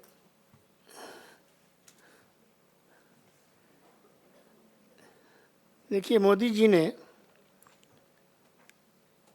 जो हमको 4 बातें कही, व्याख्या तो उसकी बहुत आ गई, रूटीन में आप सुनते भी होंगे, लेकिन मैं उस रूटीन को आज के दिन खास बनाना चाहता हूँ। सबका साथ, ऐसे तो 3 शब्द हैं, अंग्रेजी में बोले तो इंक्लूसिव इंडिया। सबका साथ का मतलब है सबके साथ। मेरी बात समझ रहे हैं आप? सबका साथ का मतलब है सबके साथ, सबकी सहमति से। इसका क्या मतलब है? इसका मतलब यह कि जो शीर्ष पर जो व्यक्ति है भारत में और जो निम्न तरीन स्तर पर जो भारतीय है, उन दोनों को एक दूसरे के कैसे बराबर लाया जाए, कैसे करीब लाया जाए, कैसे उनको अवसर दिए जाए, कैसे उनके अंदर भरोसा पैदा किया जाए। सबका साथ, सबका विकास। देखिए, तरक्की, उन्नति, डेवलपमेंट ये नहीं होता कि मुट्ठी भर लोग आगे बढ़ जाएं और बाकी लोग जो हैं पछड़ जाएं। मोदी जी के काल में कि जो सबसे बड़ी विशेषता मेरी समझ में आती है वो ये है कि उन्होंने हर सीने में, वो कितना ही कमज़ोर क्यों ना हो, हर सीने में एक भरोसा भर दिया और उसके हाथ में एक अवसर दे दिया कि तुम अकेले नहीं हो, ये राष्ट्र तुम्हारे साथ है, इस राष्ट्र की नीति तुम्हारे साथ है, इस राष्ट्र का सुशासन तुम्हारे साथ है, तुम आगे बढ़ो। जहाँ तुम्हें मेरी ज़रूरत है, तुम्हें अगर ज़रूरत है, बीमार हो तुम तो तुम्हें इलाज चाहिए, तो देखिए, मैं इस बात को इस तरह कहता हूँ, जसीम जैसे जिस एक व्यक्ति के पास जेब में 10 रुपये खाने के नहीं है, रोटी के पैसे हो या ना हो, लेकिन उस व्यक्ति के जेब में 5 लाख रुपए इलाज के पड़े हुए हैं। ये कितनी बड़ी बात है। आपको याद होगा, हमारे समाज में लोग जगह जगह मांगते फिरते थे कि मेरा बच्चा बीमार है, अस्पताल में दाखिला है उसके लिए आप दवा दारू के लिए आप 10 पैसे दे दीजिए, 4 पैसे दे दीजिए। आज स्थिति ये नहीं है। आज एक आत्मसम्मान मिल गया है उस शख्स को जिसके पास में, जो गरीब तरीन है, लेकिन उसके पास में इलाज के लिए एक पूरी सेल्फ रिस्पेक्ट के साथ, सेल्फ एस्टीम के साथ वो भी हॉस्पिटल में जाकर पूरी इज्जत के साथ अपना इलाज करा सकता है। ये सबका विकास का ये भी एक पहलू है, सबका विश्वास। दोस्तों, राष्ट्र कैसे चलता है, समाज कैसे बनता है? समाज 2 ही चीज़ों से बनता है, एक विश्वास देने वाला होता है और एक वो जिसको विश्वास दिया जाता है। आज हमारा सौभाग्य है, हमारी खुशकिस्मती है कि हमारे पास वो लीडर मौजूद है, वो रहबर मौजूद है, वो लीडरशिप मौजूद है जो हम में से हर एक शख्स को, छोटा हो, बड़ा हो, कमज़ोर हो, बलवान हो, कोई ज़ुबान बोलता हो, कोई उसकी मज़हब उसका कोई हो, कास्ट उसकी कोई हो, रहने वाला कहीं का भी हो, हर एक के अंदर उन्होंने एक भरोसा भर दिया है, एक एतमाद भर दिया है। और ये बच्चे मेरे बैठे हैं, मैंने पिछले सेशन में इनसे कहा था कि there is no reason to be deficient as far as this self confidence is concerned. कोई वजह नहीं है, कोई औचित्य नहीं है, कोई कारण नहीं है कि अब हमारे नौजवानों के अंदर भरोसे की कमी हो। आगे बढ़िए, ये आपको एक स्लोगन जो है वो प्रधानमंत्री जी ने दिया है, तो अपना विश्वास। लेकिन इन 3 चीज़ों के साथ जब तक प्रयास नहीं होगा दोस्तों, भाषण से बात नहीं बनेगी, खाली कथन से भी बात नहीं बनेगी, कर्म से बात बनेगी। और कर्म के लिए ज़रूरी है कि हम ये जो 22 साल हमारे बचे हैं और जो सारी बातें हमारे श्याम जाजू जी ने आपके सामने रखी हैं और जो विश्वास उन्होंने अपनी पूरे कंटेंट से आप सबको दिया है, जिस रास्ते पे हम सब मिलके चल रहे हैं, वहाँ से आपको सिर्फ एक चीज़ लेकर जानी है कि हमने प्रयास करना है। प्रयास का मतलब ये होता है कि हम जहाँ भी हैं, जिस स्थिति में भी हैं, जितने भी साधनों के साथ हम हैं, जिन व्यवस्थाओं से हम जुड़े हुए हैं, जो हम जहाँ पर भी जो भी कुछ हम हैं, वहाँ पर हम वो कर गुजरें, और वो कर जाएं, जिससे कि हमारी भी इस सागर में 1 बूंद, 2 बूंद, 3 बूंद पड़ जाए। बूंद से सागर बनता है, सागर से बूंद नहीं बनेगा। ये चीज़ हमें अपने अंदर पैदा करनी पड़ेगी। और मैं उन लोगों से जो प्रधानमंत्री जी को एक क्रिटिक हैं, उनसे कहना चाहता हूँ कि आज देश जिस रास्ते पर चल पड़ा है श्याम जाजू जी, अब हमें एक कल्चर ऑफ अप्रिसिएशन की ज़रूरत है। जिस रफ्तार से देश आगे बढ़ रहा है, जो जगह देश ने पूरे विश्व में बना ली है, और जो लोगों ने हमको धमकाने की कोशिश करी, उनका जो अंजाम खुद ही उन्होंने अपनी आंखों से चंद दिनों के अंदर देख लिया। अब भारत में हर भारतीय को, अगर वो सच्चा भारतीय है, जो मैं मानता हूँ कि भारत में रहने वाला हर भारतीय पक्का भारतीय है और उसके अंदर भारतीयता और राष्ट्रीयता की भावना जो है वो अपूर्व है, ये मैं मानकर चलता हूँ। अब उसको क्रिटिसिज्म के रास्ते को छोड़कर योगदान के रास्ते पर आ जाना चाहिए, और जो अच्छे काम इस पूरे पीरियड के अंदर हुए हैं उनको सराहना चाहिए।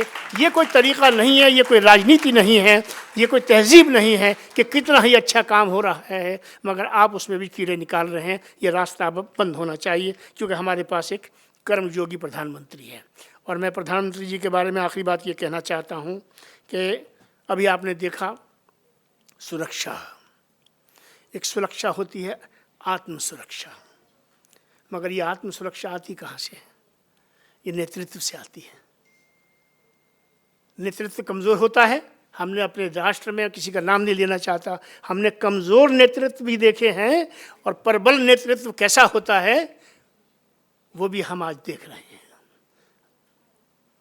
जब सिंदूर का एक वाक़या हुआ जिसने हमारे पूरे ज़मीर को झंझोड़ के रख दिया, वो वाक़या जिसके अंदर इंसानियत को दफनाया गया,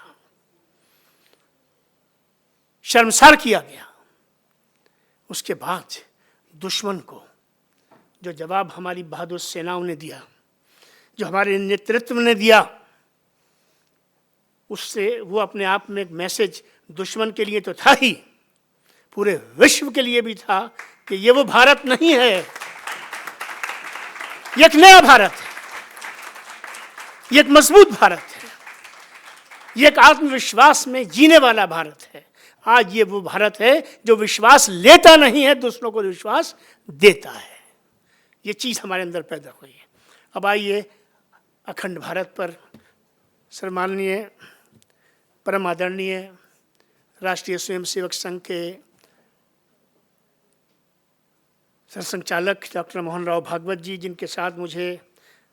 जिनके मार्गदर्शन में मुझे करीब से काम करने का एक ऐतिहासिक मौका मिला है, जिसके लिए मेरे पास अल्फाज ही नहीं है कि मैं उनका किस तरह से धन्यवाद करूं। लेकिन अखंड भारत जो मैंने समझा, उनके कथनों से, उनके संबोधनों से, उनकी चर्चाओं से और उनके पास बैठकर, मैं उसका सार आपके सामने रखता हूं। अखंड भारत, सबका भारत। वो भारत, जैसे अभी फिरोज बख्श साहब ने कहा, जो मौलाना अबुल कलाम आज़ाद के जो विरासत है उसके अमीन हैं, उन्होंने क्या कहा? उन्होंने तो एक धर्म विशेष का नाम लेकर कहा, मगर श्याम जाजू जी, मैं धर्म का नाम लेता ही नहीं हूँ। जब हम नाम लेते हैं तो वहीं से जो है वो डिवीजन शुरू होता है। राष्ट्र एक, भारत एक, हम सबका लक्ष्य एक, हम सबकी समस्याएं एक, हम सबकी साधना एक, हम सबका भविष्य एक। जब सब कुछ हमारा साझा है, तो फिर जब सरसंघचालक जी कहते हैं कि तुम ये बात कहते ही क्यों हो कि हम सब एक हैं, ये मन में जब ये भाव आता है कि हम सब एक हैं, तो ऐसा लगता है कि क्या हम सब एक हैं? तो ये चीज़ हमें निकालनी है अपने दिलों से। हम एक थे, हम एक हैं, हम एक रहेंगे, और दुनिया की कोई ताकत देश के अंदर हो या देश के बाहर हो, हमको दो कर सके, ऐसा संभव नहीं है। अखंड भारत का मतलब है, कोई टेरिटरी का नाम अखंड भारत नहीं है। कितने लाख किलोमीटर भारत की टेरिटरी है जसीम मियाँ, वो अखंड भारत नहीं है। अखंड भारत है दर्शन, भारत की संस्कृति, भारत का दर्शन, ये अखंड भारत है। और आज जैसे माननीय सरसंघचालक जी कहते हैं, आज हमें तो ज़रूरत है ही अपनी संस्कृति की, अपने दर्शन की, जो हमें अपने बुजुर्गों से मिला है, अपने बड़ों से मिला है, अपने संस्कारों से मिला है, अपने संतों से मिला है, अपने महात्माओं से मिला है। हमसे ज़्यादा सारी विश्व को ज़रूरत है। यूरोप का हाल देख लीजिए, अमेरिका का हाल देख लीजिए। आपको याद होगा चंद साल पहले बेल आउट हुआ, सऊदी अरब ने बेल आउट किया था, आज भी बेल आउट की स्थिति में है।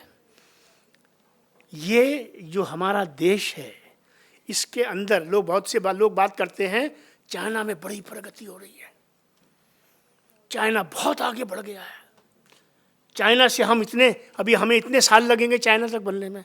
मगर मैं आपको एक विश्वास देना चाहता हूँ, अपने अध्ययन के आधार पर देना चाहता हूँ, और अपने देश में जो विश्वास जो ये देश हमको देता है उसकी बुनियाद पे कहना चाहता हूँ। इकोनॉमिक पैट्रियटिज्म की आपने शब्दावली यूज़ की। इकोनॉमिक बहुत इम्पोर्टेंट चीज़ है, मानते हैं। डेवलपमेंट बहुत बड़ी चीज़ है, मानते हैं। लेकिन अगर समाज, गौर से सुनिएगा, अगर समाज के भीतर आपस में सामंजस्य नहीं हो, समरसता नहीं हो, सद्भावना नहीं हो, एक दूसरे पर विश्वास नहीं हो, डर के माहौल में, सहम हुए माहौल के अंदर, बंदूक दिखाई तो नहीं दे रही है, मगर कम्युनिस्टों के निज़ाम के अंदर एक ऐसी बंदूक काम करती है जो आदमी के सीने पे भी रखी होती है और गले पे भी रखी होती है। आदमी प्रेशर में, स्टेट ऑफ कोर्शन में काम करता है, और स्टेट ऑफ कोर्शन से निकला हुआ डेवलपमेंट सस्टेनेबल डेवलपमेंट होगा। ये अपने आप में एक $multi billion क्वेश्चन है। भारत के अंदर जो हमारे यहाँ जो एकता में या अनेकता में जो एकता का जो हमारे यहाँ भाव है, इसको हम लेके पैदा होते हैं, इसको हम लेके जीते हैं, और यही हमारी वो सबसे बड़ी शक्ति है जिसकी वजह से, और फिर साथ में उस पर सोने पे सुहागा ये है कि हमारे यहाँ ऐसे कैसा लोकतंत्र है जिसमें समय पे चुनाव होता है, पीसफुल ट्रांजिशन ऑफ पावर होता है, इस स्टेट में कोई है, दूसरे स्टेट में कोई है। ये जो हमारी खूबियाँ हैं, ये तमाम चीज़ें जो हमें रेजिलियंस देती हैं, जो हमारे अंदर एक डिटरेंस पैदा करती हैं, ये वो रेजिलियंस और डिटरेंस है जो मैं बड़ी जिम्मेदारी से कहता हूँ। चाइना एक वोल्केनो पे खड़ा हुआ है जो आज आपको दिख रहा है। ये कब बिखरेगा आपको याद होगा, चंद साल पहले वहाँ पर एक स्टूडेंट मूवमेंट खड़ा हुआ था और हालात बिल्कुल लड़खड़ा गए थे। लिहाजा अपने राष्ट्र में भरोसा रखिए और अखंड भारत के बारे में जैसे मैंने कहा कि दर्शन की बात है, संस्कृति की बात है, दिशा की बात है, और ये छोड़ दीजिए कि मैं और तुम, ये जो हम जुमले बोलते हैं कि किसी भी भाषा का हो, किसी भी कास्ट का हो, किसी भी क्षेत्र का हो। अब मैं समझता हूँ कि हमारी राष्ट्रीयता और हमारा राष्ट्रभाव, ये मेरी अंतिम बात है मेरी, हमारी राष्ट्रीयता और हमारा राष्ट्रभाव जो है, मैं समझता हूँ अब मैच्योरिटी के उस स्टेज पे आ चुका है कि जहाँ पर मैं और तुम को समाप्त हो जाना चाहिए। अब हम हैं और हमारा है और वो भारत है। और जब हम इस भाव को लेकर चलेंगे तो वो अखंड भारत जो माननीय संचालक जी बनाना चाहते हैं, जो माननीय प्रधानमंत्री बनाना चाहते हैं, जो मेरे छोटे छोटे बच्चे और नौजवान बच्चे बच्चियां और हम सब मिलके बनाना चाहते हैं, फिर उसको बनने से कोई रोक नहीं सकता है। 2047 में अभी 22 साल हैं, लेकिन मुझे इन नौजवानों पर भरोसा है और अपने नेतृत्व पे भरोसा है और अपने इंस्टीट्यूशंस पे भरोसा है कि हम उस लक्ष्य को 2047 से बहुत पहले पूरा ज़रूरी तौर पे हम उसको पूरा करेंगे। बहुत बहुत शुक्रिया। और आखिर में मैं मोदी अध्ययन केंद्र को 3 मुबारकबाद देना चाहता हूँ। एक तो ये इस आयोजन के लिए, और ये आयोजन ये पहली बार नहीं कर रहे हैं, जब से मोदी अध्ययन केंद्र बना है लगातार ये बात कर रहे हैं। और देखिए, विजन रखने वाला वही शख्स होता है जिसके यहाँ 2 चीज़ें हों, एक तो पहले तो विजन हो, फिर उसमें कंसिस्टेंसी भी हो और कंटिन्यूटी भी हो। ये दोनों चीज़ें ये केंद्र जो है लेकर चल रहा है। मोदी जी पर जितना अध्ययन हो रहा है, जितनी रिसर्च की जा रही है, जितना काम किया जा रहा है, वो अभूतपूर्व है। मैं समझता हूँ इसने व्यापक तरीके से और इतने ब्रॉडर स्पेक्ट्रम में इस कंसिस्टेंसी के साथ, जितनी मेरी जानकारी और जितना मैं पढ़ता हूँ उसके हिसाब से, किसी भी देश के प्रधानमंत्री पर इस तरह कभी काम नहीं हुआ है। इसलिए मैं प्रोफेसर जसीम मोहम्मद को और उनके साथियों को और इस अध्ययन केंद्र से जुड़े हुए हर व्यक्ति को मुबारकबाद देना चाहता हूं कि आप जिस रास्ते पे चले हैं, पीछे मुड़कर मत देखिएगा, मंजिल आगे है और आप मंजिल को पाने के पूरी तरह से सक्षम हैं। और आखिरी मुबारकबाद आपको इस बात की देना चाहता हूं कि हम, और वो मुबारकबाद वो है जिसके हम सब साथी हैं, हमें शुक्र करना चाहिए इस ब्रह्मांड के रचयिता का। आप उसको अल्लाह कहते हैं, उसको ब्रह्म कहते हैं, उसको ईश्वर कहते हैं, उसको परमात्मा कहते हैं, उसको कुछ भी कहते हो, कौन कहाँ पैदा होगा। मैं फ्रांस में भी पैदा हो सकता था, आप बेल्जियम में भी पैदा हो सकते थे, हम भारत में पैदा हुए हैं, इससे बड़ा कोई गौरव हो नहीं सकता। जय हिंद, जय भारत।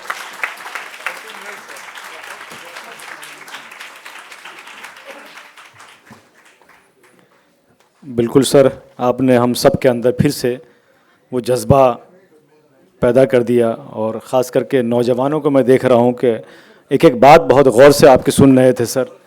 और यकीनन डॉक्टर ख्वाजा इफ्तिखार अहमद साहब को हम फिर किसी अच्छे प्रोग्राम में बुलाएंगे। इसी तरह से उनको सुनने के बाद लगता है कि वाकई सुनते रहें। उन्होंने बहुत सही कहा कि मुल्क जो है मैं और तू से नहीं बल्कि हम से आगे बढ़ेगा। ज़ोरदार ताली बजा दीजिए इस पर आप सब जो है।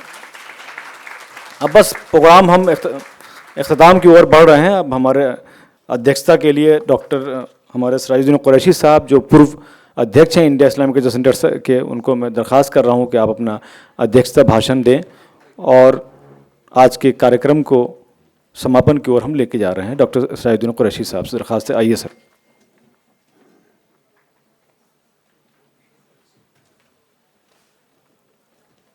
शुक्रिया जावेद साहब।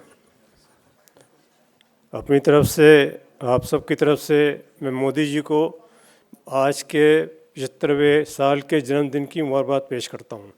मोदी जी ज़रूर सुन रहे होंगे और नहीं सुना तो ज़रूर सुनेंगे कि आज हम सब यहाँ पर उनको मुबारकबाद देने के लिए बैठे हैं। जसीम साहब की तारीफ़, जो कि तो मेरे बहुत पुराने साथी हैं और एक अरसे से हम एक दूसरे को जानते हैं, जो उन्होंने बेड़ा उठा रखा है मोदी जी के बारे में, उसमें ये बहुत ही ज़्यादा कामयाब है। और शायद हिंदुस्तान के अंदर ये एक ऐसा इंस्टीट्यूट जो काम कर रहा है, इससे बढ़ के अच्छा कोई काम नहीं कर रहा। और मेरी तरफ से आपको भी बहुत बहुत मुबारकबाद। आज का ये प्रोग्राम भी क्योंकि मोदी जी के जन्मदिन के लिए मनाया जा रहा है। तो सब जानते हैं मोदी जी की बारे में सब ने तारीफ़ भी कर दी, और तारीफ़ का लफ्ज़ तो उनके लिए बहुत छोटा सा है। मोदी जी की तारीफ़ किन अल्फाज में की जाए, शायद उसके लिए डिक्शनरी के अंदर अल्फाज ढूंढने पड़ेंगे। हिंदुस्तान के अंदर एक ऐसा शख्स पैदा हुआ जिसने आज 11 साल की प्राइम मिनिस्टरशिप के अंदर अपने, मैं समझता हूँ कि 1100 साल आगे की बात बता दी। पूरी दुनिया के अंदर उन्होंने मैसेज दे दिया। हमें बड़ी खुशी होती है, बड़ा फ़ख्र होता है जब हम किसी मुल्क में जाते हैं, उनकी इमिग्रेशन के ऊपर पासपोर्ट देखते हैं इंडिया मोदी, तो सीधा वो जो है मोदी जी का नाम लेते हैं और वेलकम करते हैं इंडियंस को। और आपको भी खुशी होगी इस बात की कि आज पूरी दुनिया के अंदर हिंदुस्तान के लोगों का जो म्यार है, रुतबा है, वक़ार है, वो मोदी जी की वजह से बहुत ज़्यादा बढ़ गया है। और हिंदुस्तान के अंदर भी हम लोग चाहे कितना भी सोच लें, कितना भी कह लें, लेकिन जो मुकाम मोदी जी ने हासिल किया है वो मैं समझता हूँ न इससे पहले किसी प्राइम मिनिस्टर ने हासिल किया था, और न ही मुझे ऐसी उम्मीद है कि कोई ऐसा हासिल कर सकेगा। आज लोगों के जहन में था शायद 75 साल के बाद वो रिटायर हो जाएंगे। अभी तो उनकी उम्र जो है 75 साल बाकी है और उनको पूरी करनी है, अपनी 100 साल सेंचुरी ज़रूर पूरी करनी है। वो प्राइम मिनिस्टर रहेंगे और प्राइम मिनिस्टरशिप के लिए हम उनके लिए दुआ करते हैं कि हमेशा वो प्राइम मिनिस्टर रहें, मुल्क को आगे बढ़ाते रहें। हम सब जानते हैं आज मुझे देख के बड़ी खुशी हुई कि यहाँ पे नौजवान लड़कियाँ ज़्यादा बैठी हुई हैं, स्कूल से, कॉलेज से, यूनिवर्सिटी से आई हुई हैं। तो हिंदुस्तान का ये फ्यूचर है जो मोदी जी ने आप लोगों को दिया है। और मोदी जी ने हमेशा हर एक को कहा कि मेरे साथ सब चलिए, नौजवानों को ख़ास तौर पर, लड़कियों को ख़ास तौर पे उन्होंने वुमेन एम्पावरमेंट के लिए बहुत बड़ा काम किया है। तो आप लोग आगे बढ़िए। मुझे इस बात की कहते हुए बहुत ज़्यादा खुशी होती है कि आप लोग यहाँ सब आए, और जिस ने जो प्रोग्राम बनाया है इसके लिए मुबारकबाद एक बार फिर। हमारे डॉक्टर इफ्तिखार साहब बोल रहे थे, हम लोग एक साथ स्कूल के अंदर पढ़ चुके हैं, इनके वालिद साहब से मैं पढ़ चुका हूँ, ये अपने वालिद साहब से पढ़ चुके हैं। हम लोग पुराने दिल्ली एंग्लो अरबिक स्कूल के अंदर साथ पढ़े हुए हैं। तो उनका भी एक बहुत बड़ा रुतबा है, मकाम है, और लोग बहुत मानते हैं। अभी उन्होंने किताब रिलीज़ कराई थी जब मोहन भागवत जी से, मोहन भागवत जी ने उनकी बड़ी तारीफ़ की थी। अभी जो 100 साल मना रहे हैं मोहन भागवत जी अपनी आरएसएस का, उसके अंदर भी बहुत अच्छा बोले। जो उन्होंने बात की है कि हिंदू मुसलमान ये बात है मैं नहीं सोचनी, हम सिर्फ एक हैं और एक हिंदुस्तानी हैं। बहुत बहुत शुक्रिया। बहुत शुक्रिया। निखत परवीन साहिबा ने कहा कि अब बस इनको हमने सुन लिया, अब हमने ड्रॉप कर दिया अपना, तो ज़ोरदार ताली बजा दीजिए। ये भी सेक्रीफाई बहुत ज़रूरी है। अब हम अपने मेहमानों को, इसमें श्याम जाजू जी को हम सम्मान करेंगे। प्लीज़ सर ज़रा आप आगे जाइए सर। नरेंद्र मोदी अध्ययन केंद्र की ओर से भारतीय जनता पार्टी के सीनियर लीडर जनाब श्याम जाजू जी को मोमेंटो दे करके उनका हम सम्मान इस्तकबाल कर रहे हैं। प्लीज़ सर ज़रा आगे आ जाइए। सर ख्वाजा साहब आप भी आ जाए स्टेज पे। बस इसके बाद फिर चाय आपका इंतज़ार कर रही है। बस 2 मिनट का और वक्त दे दीजिए। आपने बहुत सब्र किया, ख़ासकर नौजवानों से मेरी ये है कि आपने बहुत सब्र किया, और मुझे लगता है बहुत कुछ आप यहाँ से ले करके भी जाएंगे।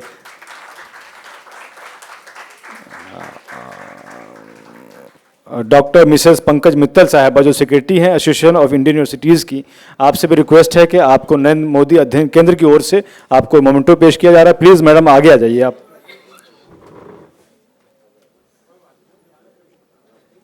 बहुत अच्छी बातें आपने कही, ज़ोरदार तालियों से मैडम का सम्मान बढ़ाइए। और जो हमारे बच्चे हैं माता सुंदरी कॉलेज के जो स्टूडेंट्स हैं वो आगे आ जाएं, ग्रुप फोटो हो जाएंगे। प्लीज़ आप लोग आगे आ जाइए, क्योंकि ग्रुप फोटो के बाद फिर हम चाय की तरफ चलेंगे। आइए बच्चे आप आ जाइए, पूरे जितने बच्चे हमारे हैं स्टूडेंट जो हैं।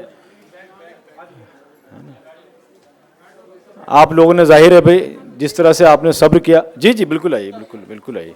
सब लोग आ जाइए जितने बच्चे हमारे स्टूडेंट्स हैं, और ख़ास करके जी सर। हाँ बिल्कुल भाई, बहुत तारीफ़ की बात है। बच्चे अपने लिए ताली ज़रूर बजाइए, आप अपने लिए ज़रूर बजाइए ताली। आपने वाकई आपने दिखा दिया कि आपके अंदर वो जज्बा है, हिम्मत है, वरना बच्चे तो हर अगली क्लास में बंक मारने को सोचते हैं।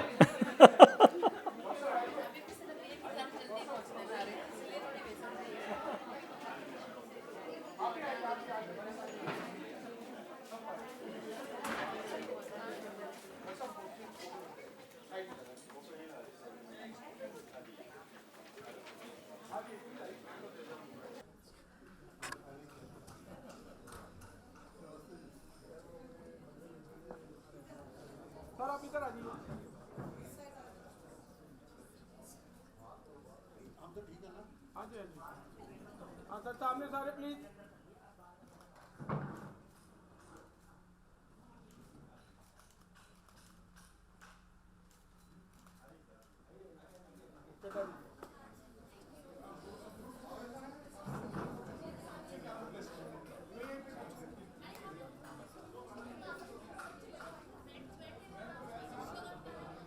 बहुत शुक्रिया सर। आप सब बाहर, आपका चाय इंतजार कर रहा है, पकौड़े के साथ आइए प्लीज़, बाहर आ जाइए। आप लोग चाय ले लें इससे पहले कि ठंडी हो जाए। मौसम भी चूँकि बाहर बारिश अच्छी हुई है, चाय में आपको बड़ा मज़ा आएगा, ज़ायका भी आएगा।